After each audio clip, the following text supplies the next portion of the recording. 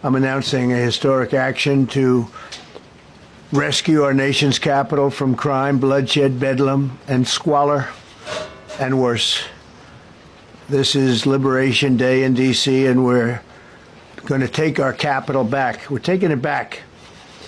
Under the authorities vested in me as the President of the United States, I'm officially invoking Section 740 of the District of Columbia Home Rule Act. You know what that is? And placing the D.C. Metropolitan Police Department under direct federal control, and you'll be meeting the people that will be directly involved with that.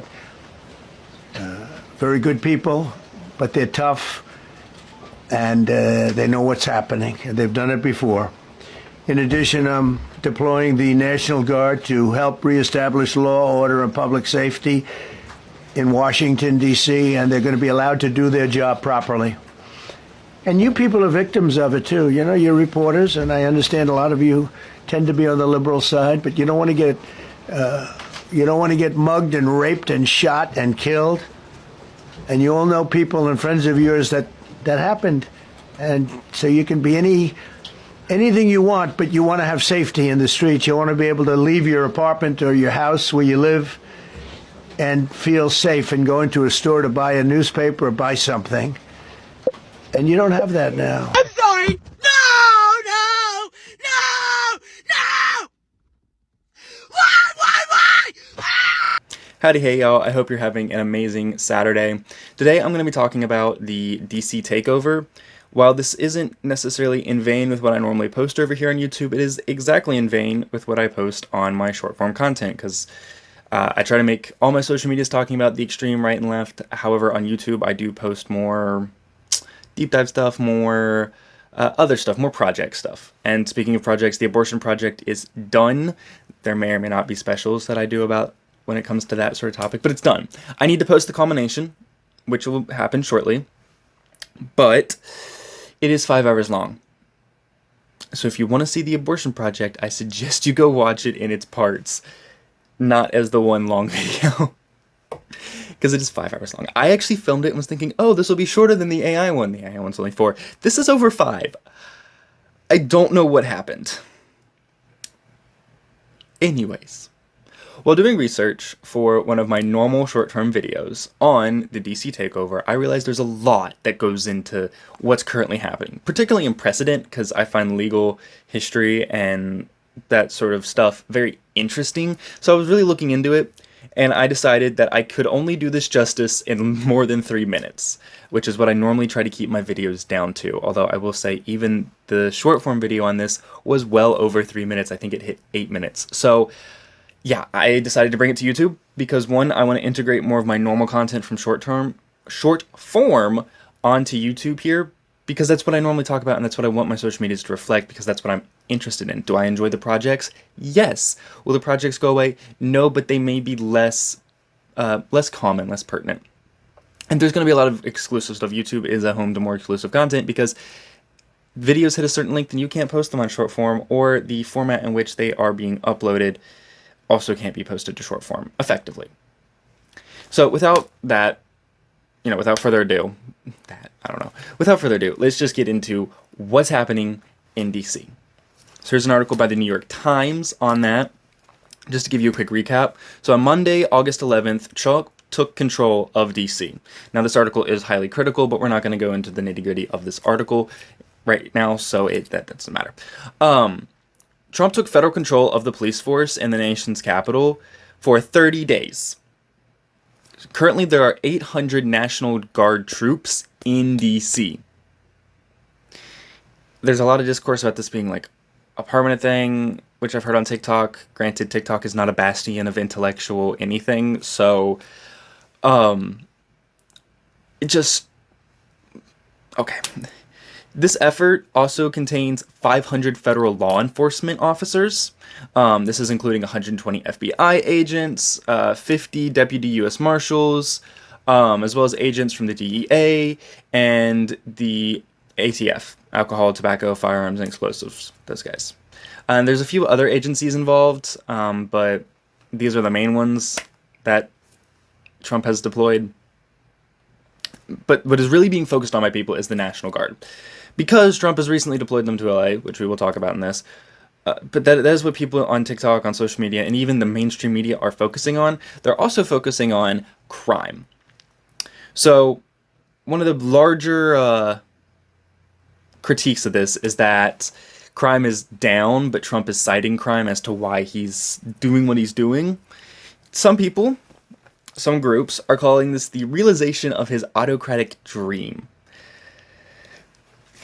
Which is what got me involved with this, because I talk about the far right and far left, and I saw this and I'm like, I think there's, let me look into it, let me pause and go look into this, and then I did, and I was like, oh wait, this is fully like, yeah. Even in my short form video, I sort of stopped research, because I knew the more I learned, the more I would want to yap in the short form video, so I sort of just stopped research, gave the basic facts of the case, and my take at the end of the short form video was, there's definitely justification, maybe not a super strong precedent, but there's definitely justification. I did more research. Do I stand by that statement? Yeah, I think that statement's fairly accurate, but I would say there's more precedent than I thought there was. Now, what is he doing? Is what he's doing slightly unprecedented? Yes, but there is more precedent than I thought there was. And the justification is there. The justification is so there. Anyways, The Hill put out an article saying that Trump's autocratic dreams come true as National Guard turns DC into a police state. Now, no one's saying The Hill is a bastion of anything, but that is insane. That is insane. So the White House put out a statement that's essentially a fact check, which there's so many things that have been happening lately. But the White House put out a statement that is essentially a fact check, because that's the state of our politics. And it says, it gives a bunch of stats, and I went through and looked at all of them. It all looks legitimate. Actually, I used some of this for this video, but I did go find other sources, don't you worry. The White House is claiming that violent crime is out of control. The mainstream media is claiming that the White House is lying about violent crime being out of control. So this is kind of where we stand. And if, besides the first article I showed you, here's another article claiming that Donald Trump is lying about crime being out of control in DC. What I will say is that crime in the United States as a whole has been dropping. However, DC's a pretty interesting case, actually. And we're going to talk about, is there a level of hypocrisy? Because DC's not the most interesting, but is pretty, we're going to talk about that. But just remember that crime is dropping nationwide, and DC's interesting when it comes to that. So the media is claiming, like I said, that Trump is lying about crime in the city. And talks about the nationwide drop, and how with the nationwide drop it can't be accurate that crime is high in DC. It's not how that works. But they're not wrong. So if you see people talking about a nationwide drop, there has been a nationwide drop. However, DC is an anomaly. So yeah. And what makes DC partly an anomaly is the fact that getting clear statistics on what's going on in DC is really hard. Why is getting clear statistics on what's going on in DC really hard? Headlines like this: DC commander suspended accused of changing crime statistics. So Michael Polium, apologies for butchering that name if I butchered it, is a DC police commander, and he is currently being investigated for altering crime data. Cool. That is awesome.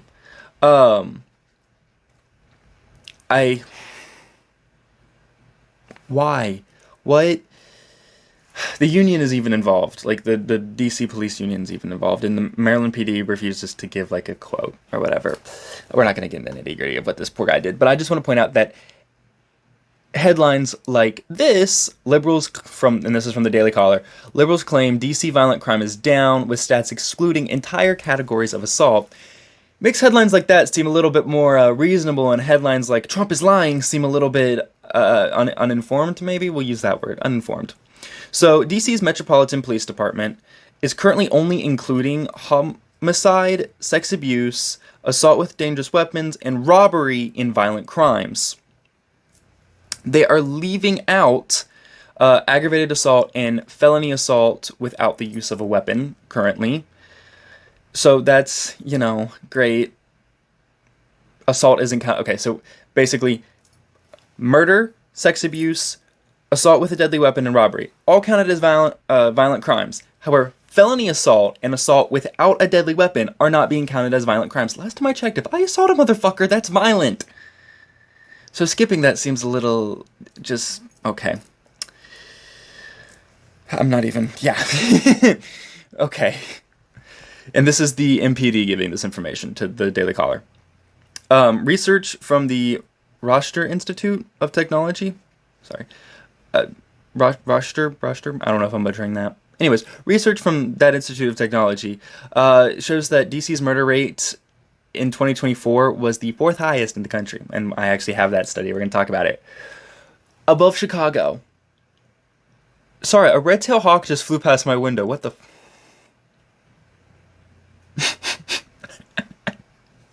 Anyways, DC beat Chicago in crime statistics. That was badass. You're beating Chicago, which is colloquially considered like the murder capital of the U.S., but whatever. I'm not. Crime trends in U.S. cities.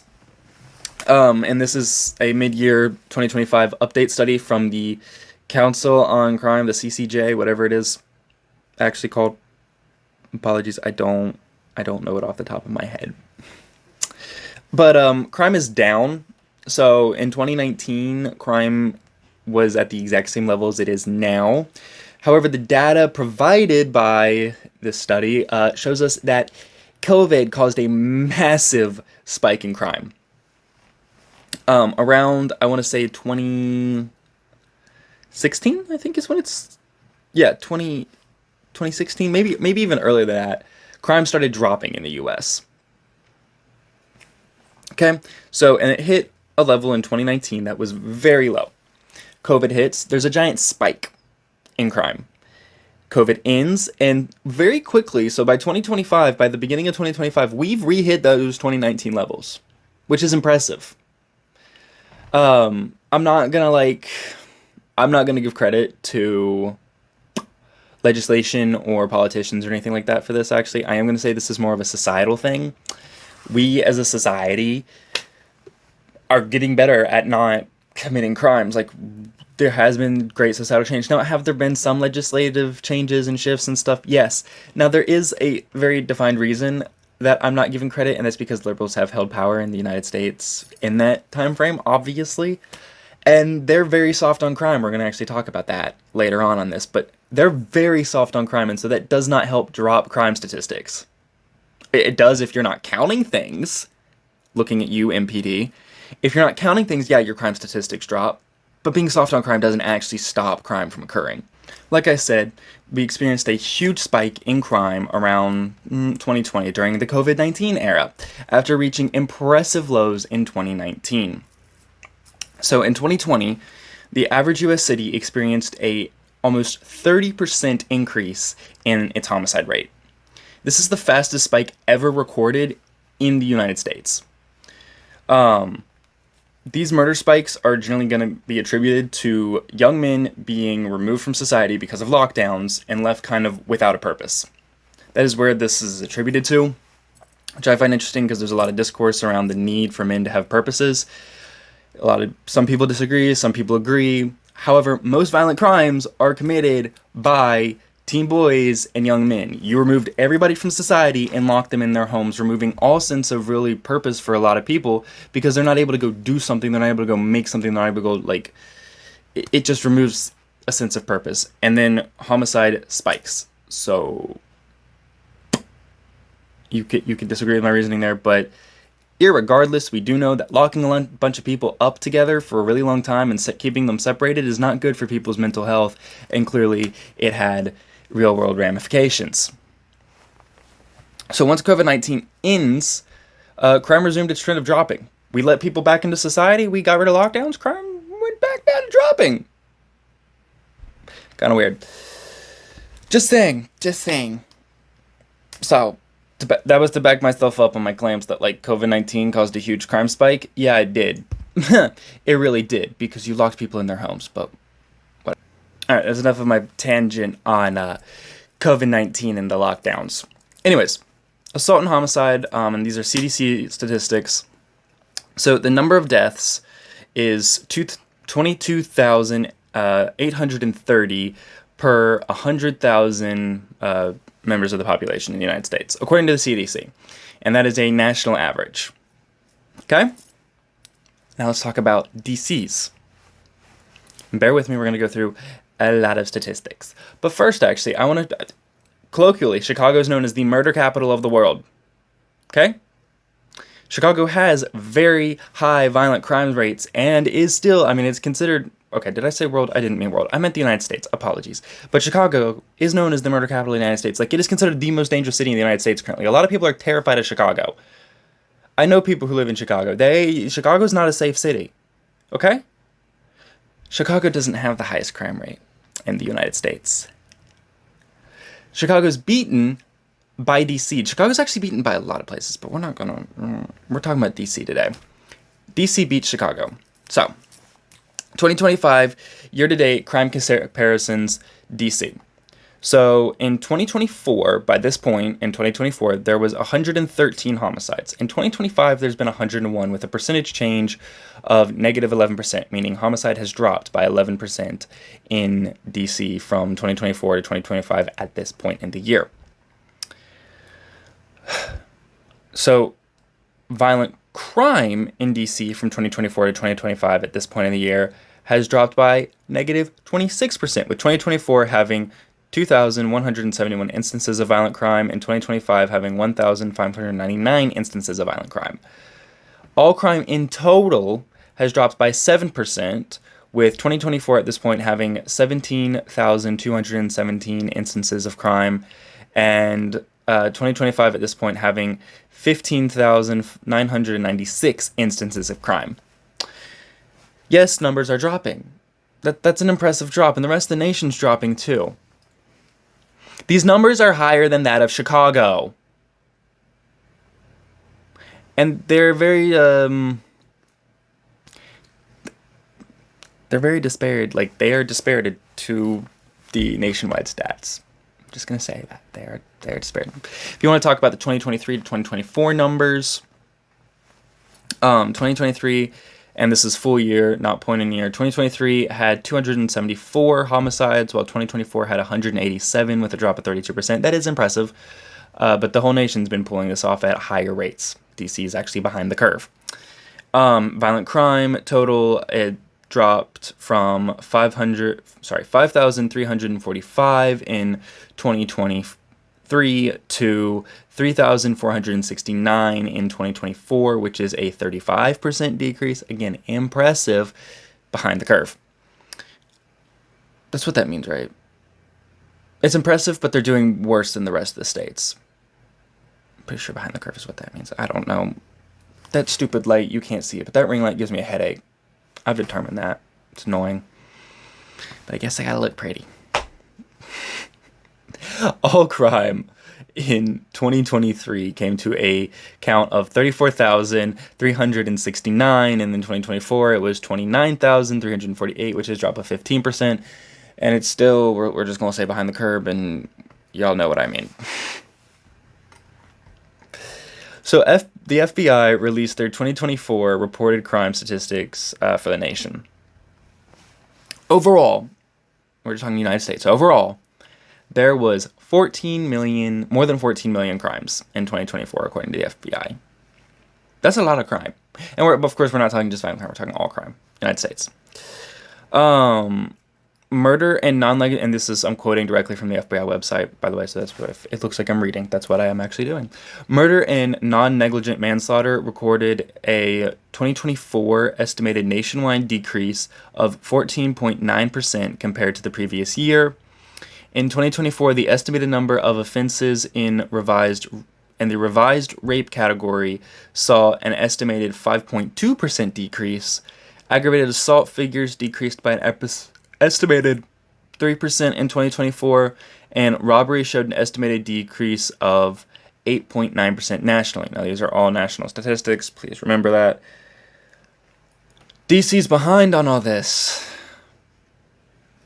Shocker. How do I know DC's behind on all this? How do I know? So the 2024 homicide statistics for 24 U.S. cities, and these are the 24 U.S. cities with the highest crime numbers. D.C. ranks 4th. D.C. is the 4th highest city in the United States for crime. D.C. beats Chicago. D.C. beats New York.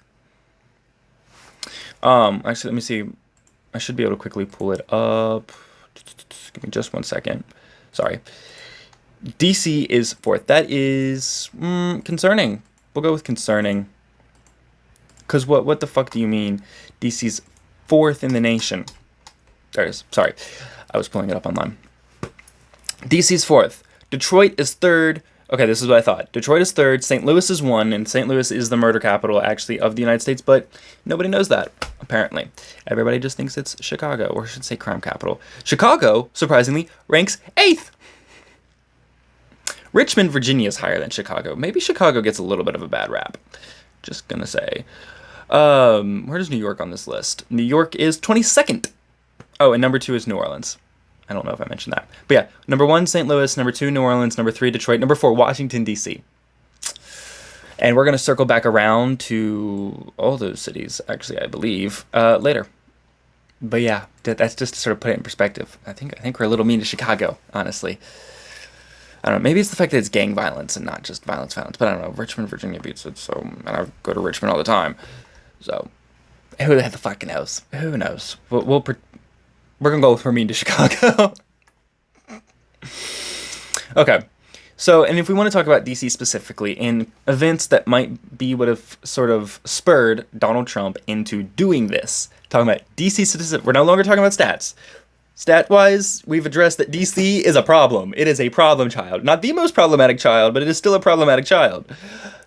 However, looking at current events, not statistics, but looking at other stuff, current events, right off the bat, we have the teen takeovers. What's a teen takeover, you may ask? Because I didn't know what this was until I was looking into this and saw a video from a creator on here who I actually respect, and Amir Oman, I don't know how to pronounce his name. I know me and pronunciations today, and it's absolutely horrible because I actually really like the creator.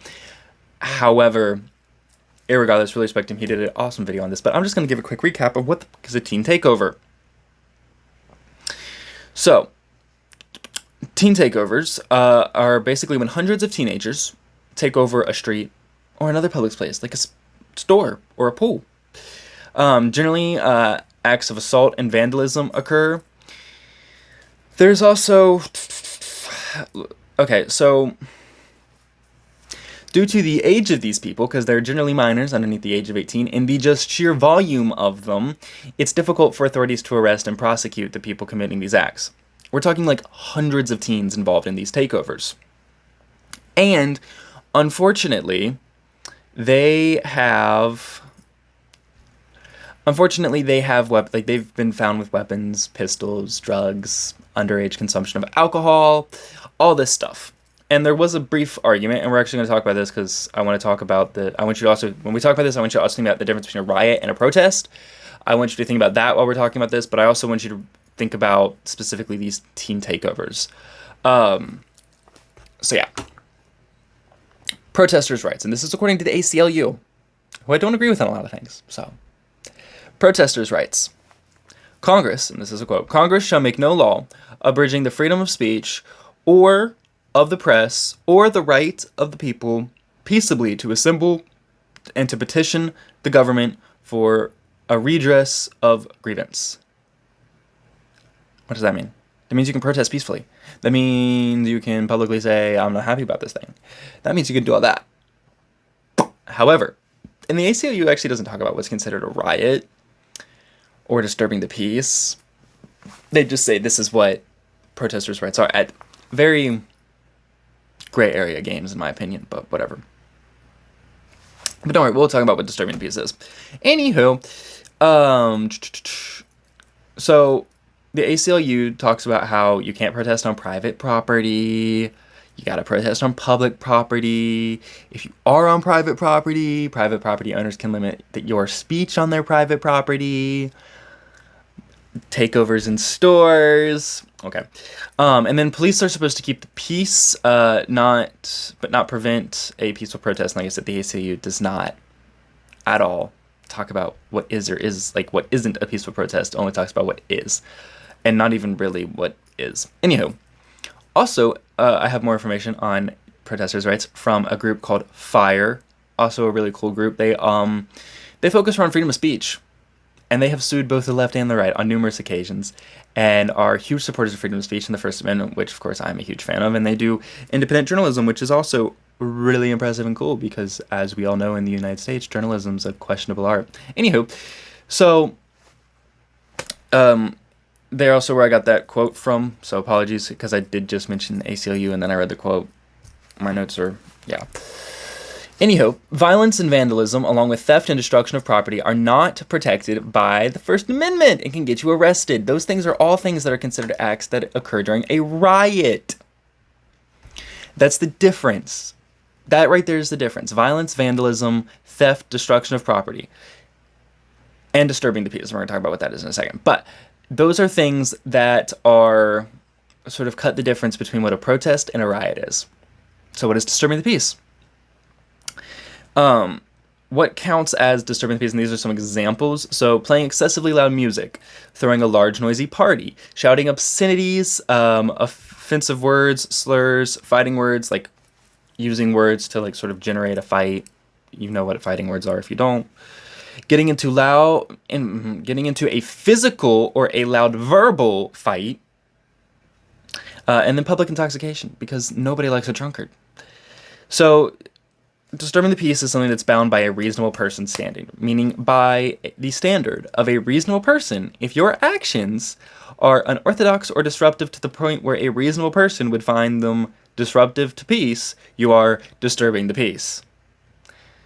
There's a lot of discourse around reasonable person standards and stuff, but that's what disturbing the peace is defined as and defined by. That is to say, a riot breaks these rules, it disturbs the peace, and that is to say these teen takeovers by no means are protected by the First Amendment because they are not a protest or a, invocation of freedom of assembly, freedom of association, anything like that, and they disturb the peace, property damage, committing crimes. Like, that's okay. That's what we're talking about. Anyhow, another thing that's occurring in DC that has probably helped influence Donald Trump in making this decision is the surge in homeless people nationwide, but specifically DC. Here is a quote from an NBC article. And this is a quote within a quote to a certain degree.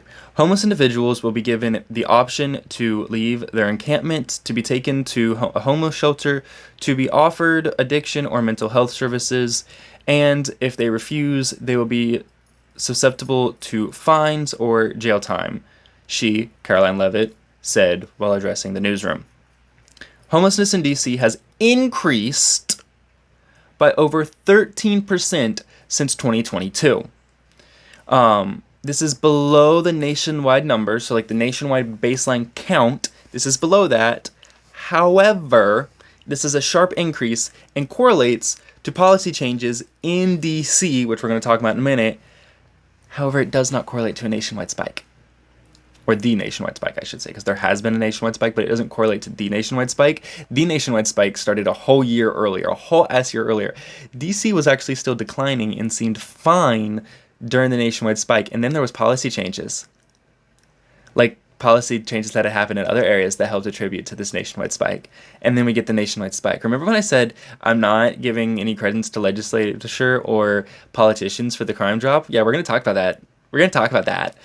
But just know, 2022, homelessness spiked. Remember that. So there were 5,616 homeless people in DC in 2024. Now, I don't know about you, but as the President of the United States, I can see there being concern that there's a huge number of homeless people in your city. Is the National Guard maybe the full answer to this one specific problem in a bubble? No, but we don't operate in a bubble, and we're going to talk about that even more. One big issue with the problem of homelessness, and Brett Cooper did a really incredible video on this as well, that I actually didn't use in research, and I'd seen a while ago, like a week or so ago. But homelessness and the homeless population face two very big problems, and that is drug abuse and mental health disorders. Generally, these two have a certain level of comorbidity to them. Drug abuse is going to be directly related to mental health problems and vice versa. Like mental health problems can cause drug abuse can cause mental health problems. Comorbidity. Kind of hard to tell where one stops and the other begins. Alcohol, weed, cocaine, and heroin are amongst the most popular drugs amongst the homeless population, which is okay. That's really unfortunate.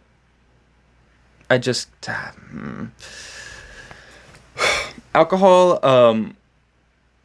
is a suppressant.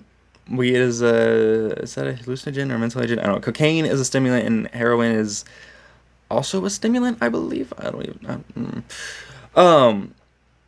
So what's really unfortunate and sort of adds to this comorbidity is that the most popular drug is synthetic cannabinoid receptor agonists. I think I'm pronouncing that right. It's widespread in homeless communities, and it's the most popular. Now, what's really interesting is THC has this really nasty habit of killing neurons. And I'm not anti or pro weed. That's not what that statement has. That's just a fact. THC kills neurons. Homeless people have a comorbidity with drug abuse and mental health disorders, and their favorite involves THC. Do you get what I'm getting at? Okay, if you're picking up what I'm laying down, awesome. If not, go ask somebody in the comments, because I'm not going to blatantly say it, because I think I kind of already have. Yeah, fuck it. The homeless problem with drugs and smoking weed has killed their neurons, which has exacerbated the mental health issue. Weed is not like God's plan. I don't know who came up with that, but it's not. Okay. Anywho, this has been a big issue in DC. Another thing that occurred in DC that should be noted is, and this happened a week ago, actually while I was in DC, a Doge employee got beat up by, I think if I remember the story correctly, 4 15-year-olds, and not any Doge employee. Big balls. I would really like to know his name, so I can quit calling it. All the articles just referred to him as that. It was horrible. Defending his girlfriend, which is, like, full commit, round of applause. Like, that is phenomenal, dude. You defended your girlfriend against what essentially, like, yeah, they were 15. This dude's in his 20s. Like, sure, he should be more muscular. One 15-year-old, I'm sure he could say, 4 or 5. It was 4 or 5 15-year-olds who were trying to carjack him. He's defending his girlfriend, who he had lock herself in the car while he tried to fight them off. Yes, he got his ass beat. They didn't get the car. The girl was safe. But this is one of Trump's employees. Not just one of Trump's employees. This is one of his pet projects employees, Doge. You can see how that might piss him off. Why are we beating the shit out of a government employee? Now, this didn't have anything to do with the fact that he was a government employee. These 15-year-olds probably didn't even know he was a government employee. Sure, they know now. But yeah. You can see why that might, like, spur the president. And if you look at the big picture, you got teens taking over the street, right? You've got the highest crime rates, or some of the 4th highest crime rates in the union. You have a massive homeless problem that breaks the curve when it comes to the rest of the nation. Your crime statistics break the curve when it comes to the rest of the nation. Your federal employees are getting their asses beat on the street while doing extremely impressive things. We're not going to play past that. That is commendable, very masculine, very, we'll say it, very heroic to fight off thugs to defend your girlfriend. But all this is going on. You can see how the president of the United States might be like, the fuck is happening? What are we doing? I'm bringing in the guard. I'm bringing shit in because this is bullshit. So yeah. And then on top of that, his nation has been fucked over recently. All right, so you have anti-ICE protests. Massive protests in LA causing insane amount of property damage. Not only that, you have anti-ICE protesters storming facilities this year. According to the Department of Homeland Security, 250 anti-ICE activists stormed an ICE field office in Portland after protesters squared off against federal agents. That's not okay. That's a crime. That would probably make the president want to crack down on crime a little bit, don't you think? Further than that, these anti-ICE bullshit has cost LA almost $20 million. The exact numbers are $19.7 million, a majority of which, about $17 million, goes simply to the cost of having to pay police officers to police these events and try to quell this bullshit. Now, I get it. You can be upset about immigration. That does not give you the right to cost a city $20 million fucking dollars. Okay? And that adds justification to Trump doing this in DC, where you have teen takeovers taking over the street. Like, that's large groups of people that are uncontrollable. There really isn't much of a difference between that and a riot. I'm sorry, I can understand why that might offend some people, and people might argue with me with that, but like, at the end of the day, optically and risk level wise, there isn't much of a difference, particularly if these teen takeovers are causing vandalism, they're assaulting each other, bringing weapons, drugs. Okay. If I sound like a prude, we have a problem.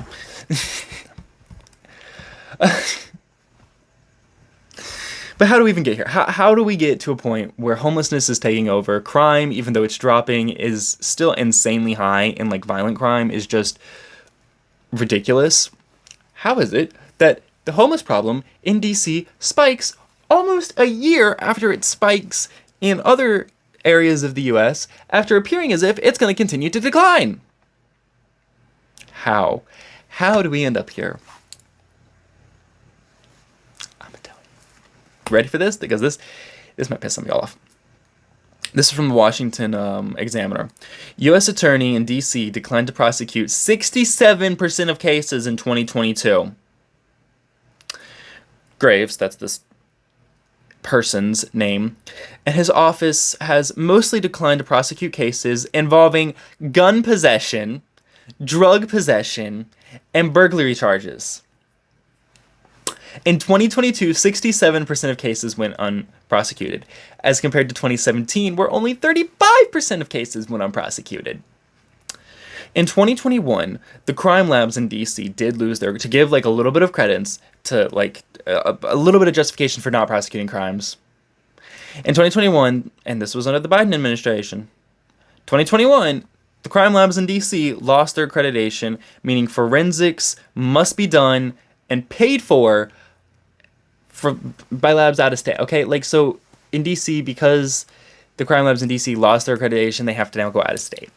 I get it, it's a hindrance, it's a pain. Why did they lose their accreditation? Probably because they didn't meet the standards to be accredited. I'm just saying, consequences, actions. Like, maybe we should keep our crime labs in order so that they don't lose accreditation, and that way we can continue to prosecute crime. And this also isn't an excuse. You know, maybe instead of funding a bunch of people who are using what should be a hand-up program as a hand-out program, we should be funding forensics for crimes. Just a thought. Just a thought. Anyhow. And this is a quote from the article. In Washington, homicides have increased by 19% compared to this time in 2022. And this article is a little bit old, so like we're not talking 2025, we're not talking currently, okay? But this is just to give a snapshot of when this article was written, which I think was 2022, 2023, somewhere in there. Anyways, in Washington, homicides have increased by 19% compared to this time in 2022. Violent crime is just 1% above the level in 2022. However, motor vehicle theft has increased by 108% in DC. And this was written in 2023, 2024. Actually, not 2022, 2023. So there's also that. And property crime has increased by 27% as of Wednesday. Crime is up in the district by 22% compared to last year. Sorry, real quick, I'm pulling up the date because I keep referencing it and I don't know and I feel bad. March 29, 2023. That's when this article was published. Sorry. So yeah, that to give you that context. And I'm guessing it's only gotten worse because big balls. Anywho, if we leave DC and we just go north a little bit, and we decide to go north, let's go north from DC and see how they're doing when it comes to prosecuting crimes. Alvin Bragg, district attorney for Manhattan, will not prosecute marijuana misdemeanors, skipping public transportation fares, trespassing unless it classifies as stalking. Resisting arrest. He's not prosecuting if you resist arrest, so don't worry about that. Just go ahead and resist those police officers. Obstruction of government administration. So obstruction of, yeah, okay. And misdemeanor offenses, any misdemeanor offense, will only be given a slap on the wrist. Meaning they're going to be offered diversion or community-based programs. If they're prosecuted at all, because he's holding the ability to just not prosecute any misdemeanor offense. Alvin Bragg, DC, and the article this comes from was written in 2022. I don't think it's gotten better. I know it hasn't gotten better, actually. So there's that. Oh, and these articles are from a couple years ago because there are no, I could not find. I looked and looked, trust, I looked hard. I struggled to find and could not, so these were the most recent articles I could find on this. Apparently, Google doesn't want to provide articles on when people aren't prosecuting crime in blue cities. Anyhow, if we just go west real quick, let's go to the West Coast. Let's go check on the West Coast, because LA definitely hasn't been in the news a lot recently, and there definitely could not possibly be a single fucking reason for that. Here's a list of crimes. Here's a list of crimes on LA's new DA's Do Not Prosecute list. That title is a mouthful. Anyhow, George Cascon, Los Angeles County's head prosecutor, stated that he will not be prosecuting trespassing, almost like that happens during a riot, disturbing the peace, almost like that happens during a riot, minor possession of alcohol, or minors in possession of alcohol, okay, driving without a license, because that's never been a problem, driving with a suspended license, because that's never been a problem. Making criminal threats, because that definitely doesn't happen during a riot. Drug and paraphernalia possession. Not prosecuting that only works if you're willing, as taxpayers, to pay for the recovery of those individuals. Should I do a video on that? I should probably do a video. I want to talk about that. That might be another video. Anywho, being under the influence of a controlled substance, not going to be prosecuted. Public intoxication, not going to be prosecuted. Loitering to commit prostitution, not going to be prosecuted. And resisting arrest, as if that doesn't happen during a riot, will not be prosecuted. Now, do we understand why LA might have been in the news a lot lately for riots? Mind you, this article was written in 2022. George Floyd riots? Anybody? Like, shouldn't we have learned lessons? I feel like we should have learned lessons. I guarantee there is no correlation between these two things. Oh, and he's also not going to be prosecuting juveniles because, a majority of rioters aren't youth. And misdemeanor and nonviolent criminals will not be held on bail.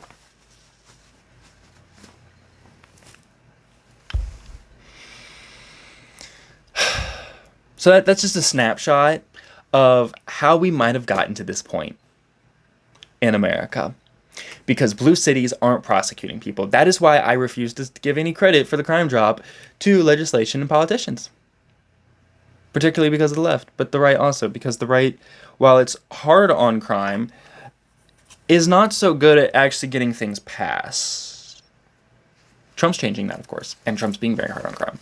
But it's been more societal and social than it has legislative and political. That's all I'm saying. So, Since this has started,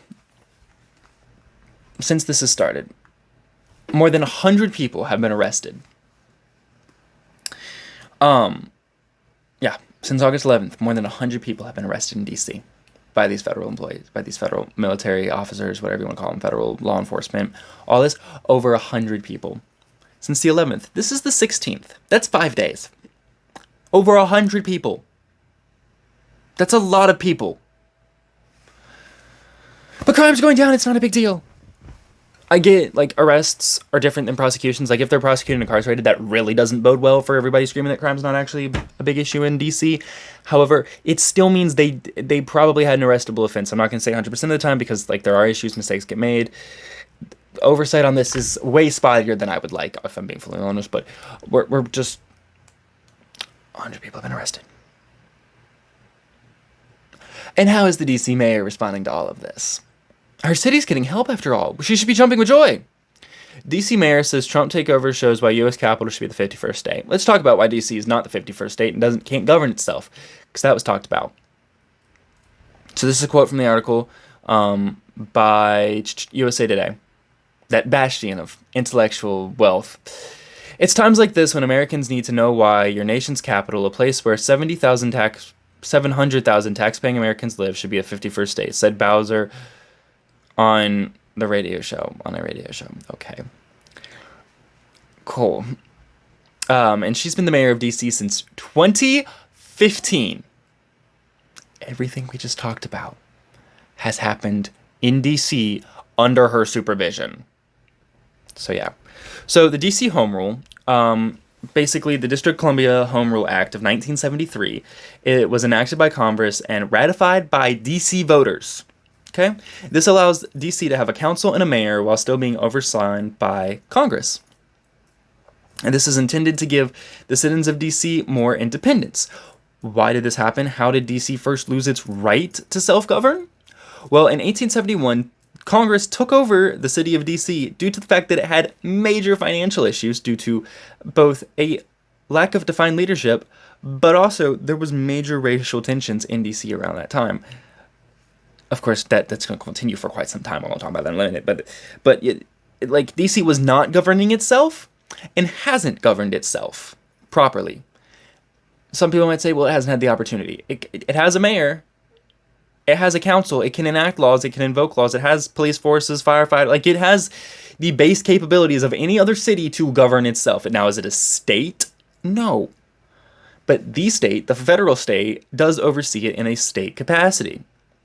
Plus, making DC a state means the entire electoral college has to be rebalanced, and nobody in Congress is going to want to do that. That's a lot of work, and they don't like doing work. There we go. Love y'all.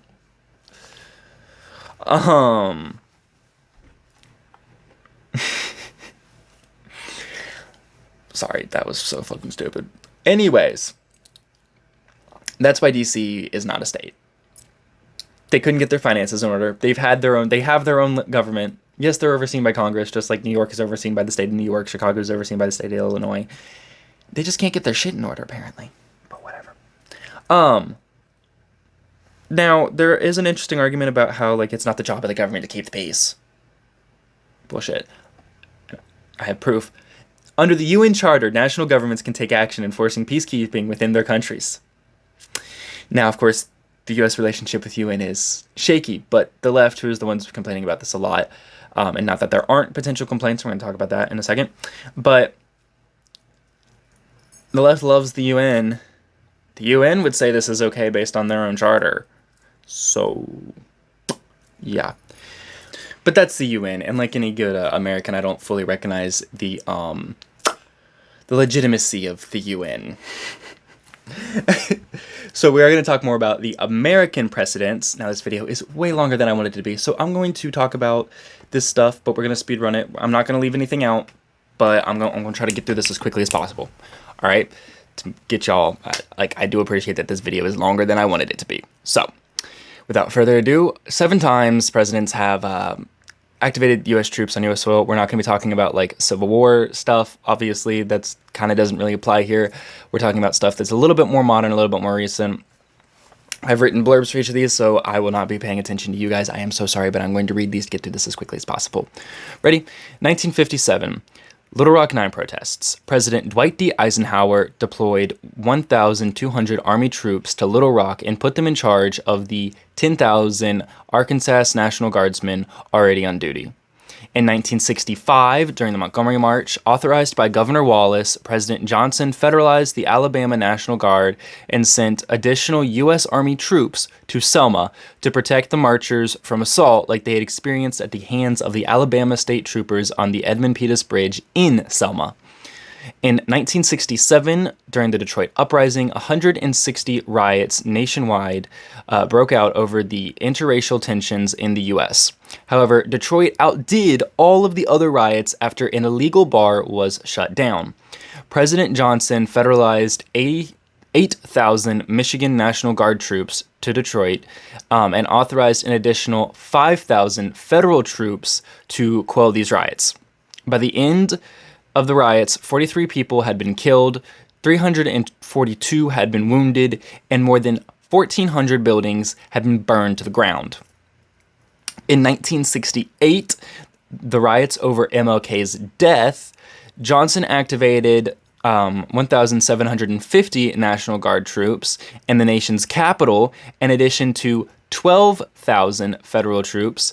Governor Charles Terry of Delaware kept the National Guard in Wilmington once the initial rioting was over. The Guard stayed in Wilmington for 9 months, which is the largest and longest military occupation of an American city in history. This is in 1968. In 1980, during the Cuban refugee crisis, President Jimmy Carter activated the USCGR, which is the United States Coast Guard Reserves, in response to an unprecedented refugee crisis out of Cuba. President Carter had welcomed the Cuban exiles with open arms, and it was projected that there may be around 5,000 arrivals. However, there ended up being more than 125,000 arrivals. Arrivals of Cuban refugees in the United States.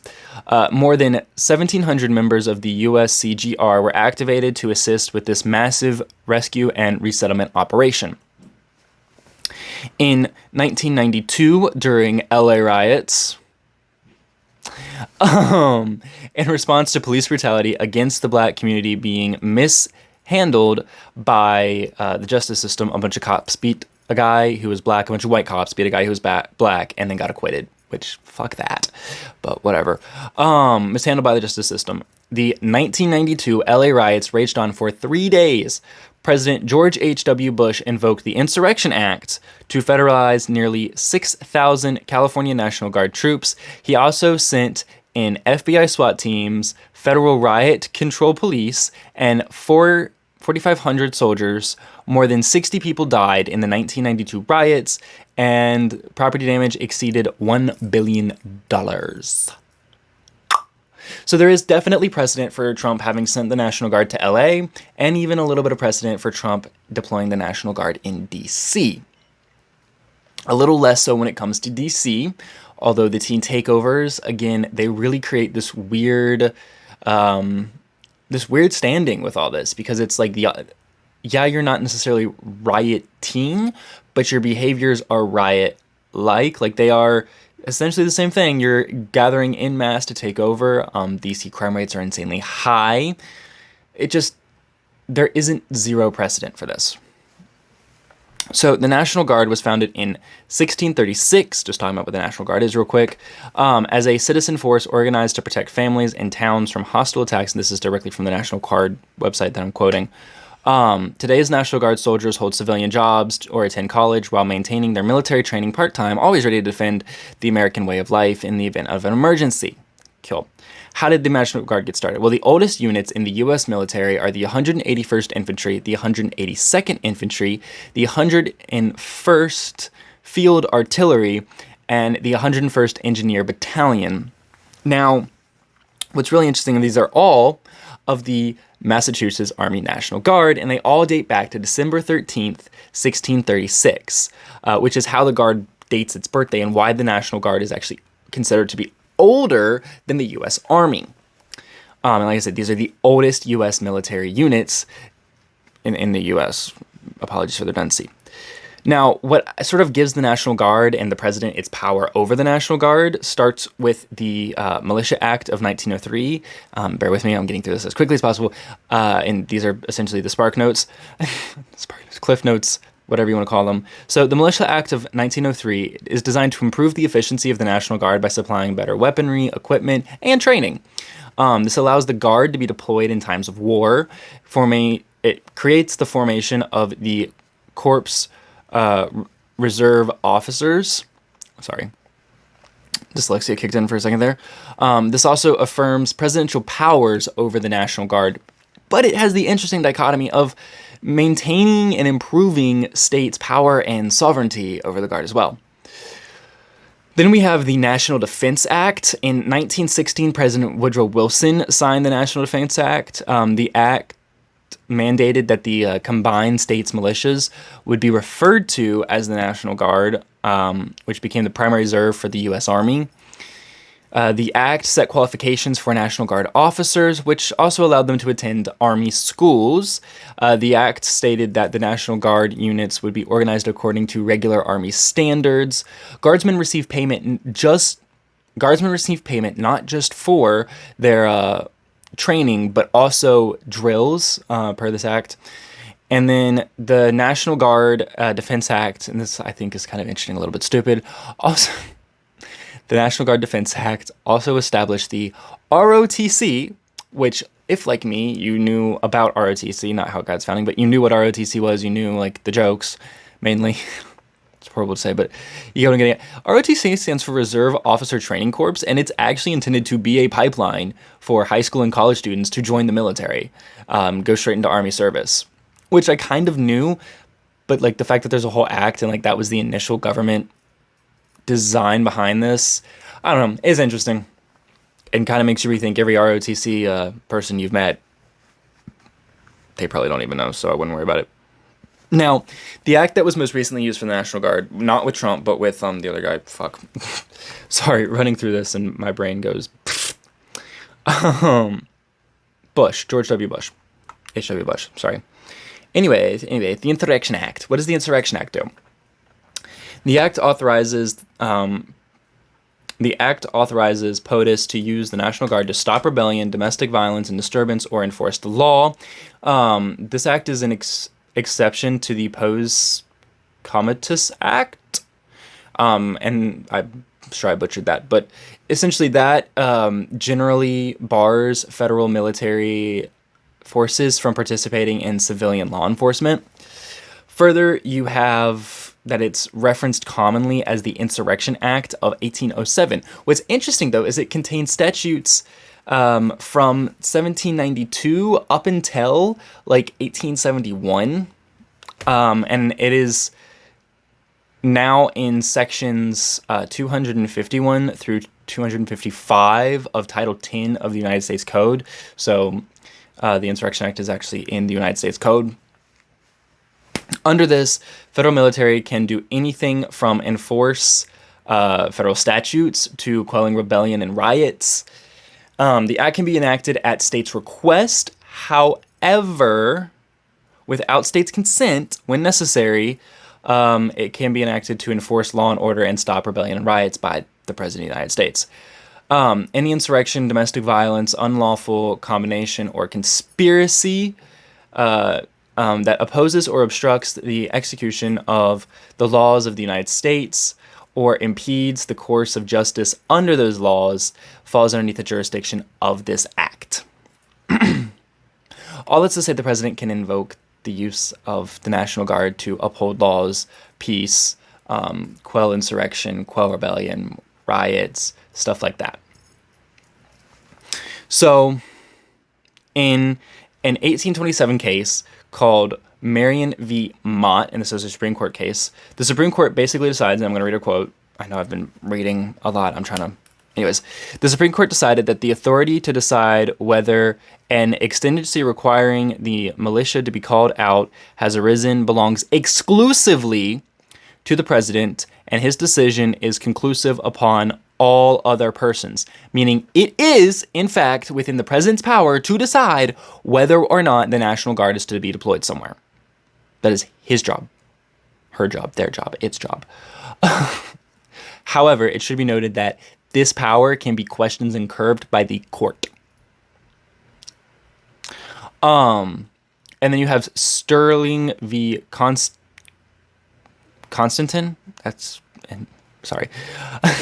Which is a 1932 SCOTUS case, and that says that courts may review the lawfulness of the military's actions during their deployment. And I should also say that this is not the same as martial law. So there's been a lot of people construing the two. The insurrection is not the same as martial law. They are two different things. Now, what's interesting is Trump actually invoked 10 U.S. Code 12406 National Guard and Federal Service Call. I'm just going to directly read this code, and then we're going to chit-chat real quick. So, whenever, one, the United States or any of the Commonwealths or possessions is invaded or is in danger of invasion by a foreign nation, and two, there is a rebellion or danger of a rebellion against the authority of the government of the United States, or three, the president is unable with regular forces to execute the laws of the United States, the president may call into federal service members and units of the National Guard of any state in such numbers as he considers necessary to repeal the invasion, suppress the rebellion, or execute those laws. Orders for these purposes shall be issued through the governors of the state, or, in the case of the District of Columbia, through the commanding general of the National Guard of the District of Columbia. So not the mayor. She doesn't get a say in the matter. Just want to point that out. Anyways, what's really important there is the three. The president is unable with regular forces to execute the laws of the United States. With these blue prosecutors refusing to prosecute crimes, the laws of the United States are not properly being enforced. They have caused crime to surge. And then on top of it, crime is not properly being reported. We know it's not happening right in DC. Who's to say it's not happening somewhere else? I know that's a little bit of a fallacy. I'm just saying that it throws a lot of shit into question. And per this U.S. code, what Trump is doing currently is not unconstitutional. Okay? Yes, crime is dropping. However, the way crime is, no, because crime's dropping because it's not being reported. Crime's dropping because it's not being prosecuted. And they're not even counting certain types of assault as a violent crime. So you know what? Based on the law, it is technically legal. There is a limited precedent for what he is doing, and there is definitely justification for this act. Do I think the amount is a little bit excessive? Yes. I'm going to get into a few other things, but there's also some threats that have been made by him that are uncouth and untoward. Further, with the Marines in LA, so if you don't know, around 200 Marines that were armed, and had roughly around 20 hours of civil disturbance training, and the ability to temporarily detain civilians, they were sent to LA. Marines were sent to LA. I don't agree with that. I think that was an overkill, especially seeing as what Marines are intended to be. If you don't know, they're the front lines in times of war. They're the ones that go out first. That optically, that sends a shit message, in my opinion. I just think it was a little bit much. I don't think it was necessary. I think the National Guard was fine. I think the Marines was way too much. Personally. Unless Trump fully views himself, I'm joking, and not unless. If he did fully view himself at war with the members of the left, whether they are private civilians or politicians, that would be a concerning thing. And I don't think that's what he actually does. I think he just overkilled this shit. Now, Trump did also say that there are some other cities that he might be targeting. This includes New York, Chicago, Baltimore, Oakland, LA. I would also suggest, Mr. President, that you look at St. Louis, New Orleans, Detroit as well. I would add those to the list. And I mean, can you prosecute? Actually get criminals off the street, actually focus on reforming the criminal justice system so that people are rehabilitated, and maybe this wouldn't be necessary. But no, we'd rather sit here and argue about whether or not you can cut off little kids' genitals or pump them full of hormones that might sterilize them, or whether or not you should be allowed to get an abortion, or whether or not them is a thing, and still pretend and complain as if people are racist towards black people and other minority groups at this point, or insist that reverse discrimination is a thing. Why do we have to have a Supreme Court case to state the fact that reverse discrimination is just normal discrimination, and to be racist against white people is to be racist? Why did we need a Supreme Court case for that? We have bigger issues, and I would say this falls underneath one of them. The criminal justice system in the United States, the lack of prosecution, the way that rehabilitation and rehabilitation and getting people back into society just sort of fails, it feels like, that is a much bigger issue than whether or not Timmy can become Tina. Gay marriage is a waste of our time right now. We have Islam taking over the United Kingdom in Europe, and we want to sit and argue about gay marriage. The Middle East, the war with Israel, Gaza, all that jazz. There are full-on whites-only groups forming in the United States, and we want to talk about whether or not a they, them is a thing. I actually would classify abortion as a very important issue because, in my opinion, granted, it was the number one cause of death in 2024. Fight with the wall. Go fight with the wall. You are killing a baby, therefore this is a cause of death. Go fight with the wall. Okay? But yeah. I think this is excessive. I think there was other stuff that should have been done first. However, there's a precedent, it's legal, and it's justified. I don't think we should be sending the Marines anywhere on U.S. soil, though. Unless there's, like, the Chinese or Russia are on U.S. soil. Then sure, go for it. But not against U.S. citizens. I think that is a little bit effed up because of what the Marines are and what they're supposed to do. However, when the criminal justice system is so jacked up from, like, the starting point, we've gone down a river we don't have an answer for. We got rid of mental asylums. There's a mental health epidemic in the United States of all sorts of, like, on all sorts of levels. There is no good answer to this, and maybe using the National Guard and the federal government to sort of clean up the streets of these cities that are very, like, soaked in crime and high crime, maybe that'll be a good thing. Maybe I'm completely wrong and it'll turn around and it'll just become a giant abuse of power, but whatever. Since this video is already also really long, I'm gonna speed run two things real quick and just sort of blurb. Blurb 1, Trump posting a video to the White House, or not even Trump, Trump's White House social media intern posting a video to the White House social media making fun of liberals tweaking out on TikTok is protected fully under fair use. They posted it publicly. They are adapting and changing it. They made the White House in this, are adapting and changing it to basically for comedy's sake, so it is a fully acceptable form of things. This isn't doxing, this isn't the acts of a dictator. The people who made these videos initially posted them publicly so everybody could see them. Next, Trump auditing the Smithsonian. That better be transparent as hell. If it was a private establishment, I would be completely and utterly against it, but it is publicly funding. Y'all are all for socialism. Well, this is what happens underneath socialism. The government controls shit. Yeah, I think that's all it's got. This video is way longer than I wanted to be, and I apologize for that. And if you watched it and watched the whole thing, thank you so much. Come check out some other stuff. Go look at some other stuff. Go follow me on my other stuff, my other accounts, if you want more much shorter content like this. But yeah, I will see y'all in the next one. I'll be posting the full thing for the abortion series very soon. And yeah, I hope y'all have a great rest of your day. And yeah, that's all I got, loves. I will peace out. Have an amazing rest of your day. I'm going to click the stop button and then go chill. I don't even know. Bye.